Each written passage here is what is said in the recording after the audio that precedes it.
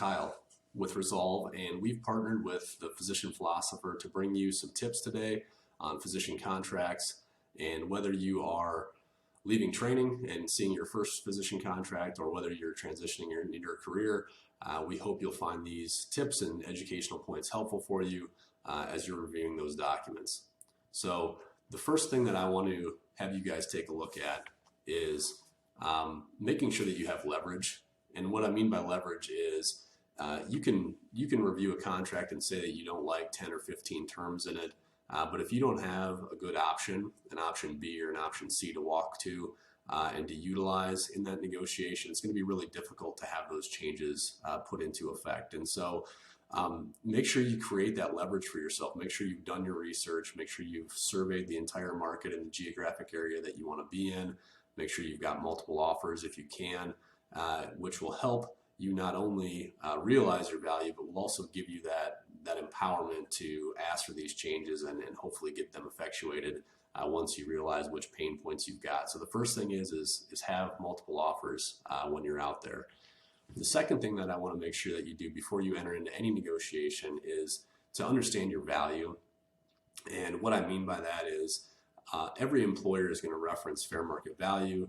They're going to reference maybe the Stark laws or IRS regulations that put restrictions on what they can pay and what they can offer you. And so if you don't understand what those rules are, and if you don't understand the same data that they're looking at, you're going to be at a disadvantage. So make sure you've got access to things like MGMA, Sullivan and Cotter, AMGA. There's multiple surveys that are out there. That data is very specific based on the region you're in. Obviously, your specialty will dictate, median compensation. The type of employer is important, whether you're in academics, whether you're with a large health system, whether you're in a small private group. All those things play into what is considered fair. And so if you have a good understanding of that prior to going in, if you've got multiple offers to look at side by side, that's obviously even much better than any MGMA data or anything else. That's a good starting point for any negotiation. So know your value. The third thing is that I want to make sure you're defining what the job itself looks like. And the devil is in the details on all these things. And so what I mean by that is usually in the interview process, you've been told that it's maybe going to be a 4-day work week, or that call is shared equally, or that they're going to be buying new equipment for you, or you're going to have a scribe, or whatever the details are. Many times when we see these contracts, none of that is defined. That it starts out being a very unilateral kind of the employer will give you whatever they want. You'll work whenever they tell you at whatever location they want.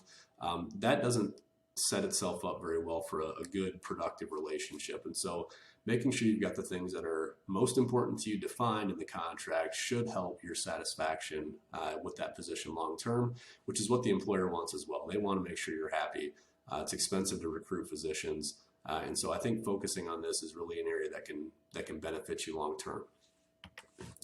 The other thing that I would tell you to pay attention to, if you look at nothing else, is the termination sections of the contract.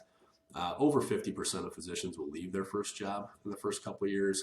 And anytime the numbers are that high, I think you really need to pay attention to how the contract can terminate if it doesn't work out, what the notice period looks like. Do you have tail coverage from a malpractice insurance standpoint? What does my non-compete entail? Meaning, if it doesn't work out, do I have to move? Are there carve-outs if there's a COVID type termination, or if there's a merger or private equity comes in? All of these things you need to think about because if there's the worst case scenario happens, you need to have options again, so you can kind of move on and look at something else.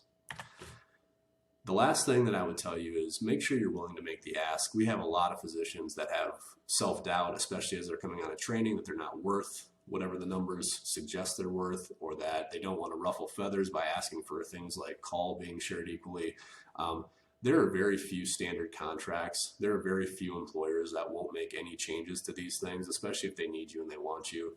And so the worst thing that can happen is they can say no. And occasionally the employers will say, we've got 5 offers out there. We're not going to make any changes to that. And at least in that situation, and you can make that decision for yourself and if you want to accept it. But you need to make sure you're willing to make that ask. Like I said, there's very few standard contracts. So the take home for you is make sure you're not settling. Make sure you're giving yourself options so you know what you should be expecting in that market. Make sure you know your value. And really try to get those terms that are important to you. We do want to make sure you're aware that there is a discount code. If you want any help on those contracts, you can use TPP10 through the physician philosopher with Resolve, and you'll get that discount. And if you don't choose to work with us, we hope you have success with whoever you choose and you have success in your career. Thanks.